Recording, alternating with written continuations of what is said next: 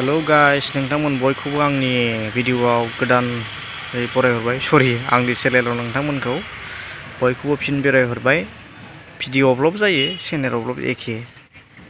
दायो आङो बिजनि टाउनाव दंफैयो ओमफ्राय बियो बिजनिनि लक्ष्मी मन्दिर गोदान बानायबाय थानाय बियो कनस्ट्राक्सन सोलिगासिनो बेयो न' बिजनि चिरां लक्ष्मी मन्दिर बेखौ गोदान बानायबाय थादों बैथिंबो गोजौ खामानि मावगासिनो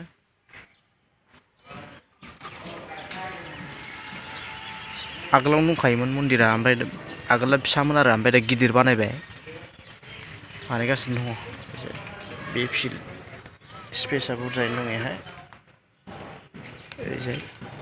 आरो बैयो न' मोनसे जिरायग्रा रेस्ट आरो बैयाव मोनसे श्री श्री लोक्षि फुजा बिजनि श्री श्री लोक्षि फुजा कमिटिनि मोनसे जौस्रांबो बानायबावबाय बैयाव ओमफ्राय नैबेजों लामा बे टाउन थांबाय बैजों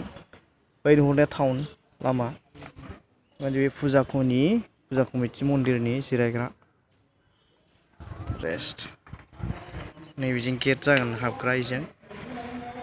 बे मन्दिरा बैहाय खामानि मावगासिनो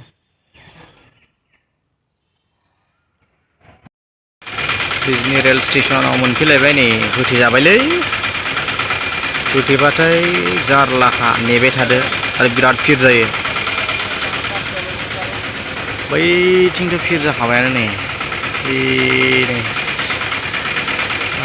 गारि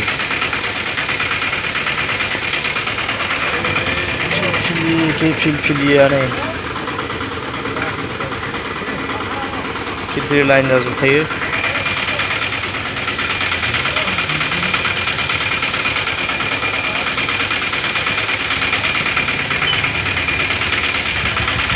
बिराद भिर जायो गारि बाइक कार फिलफिलि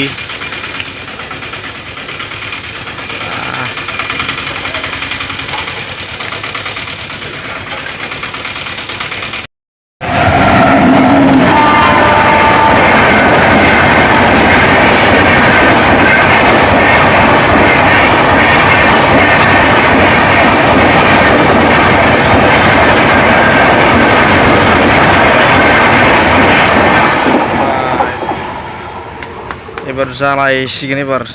सोर आगोल थांग्रोनो हायो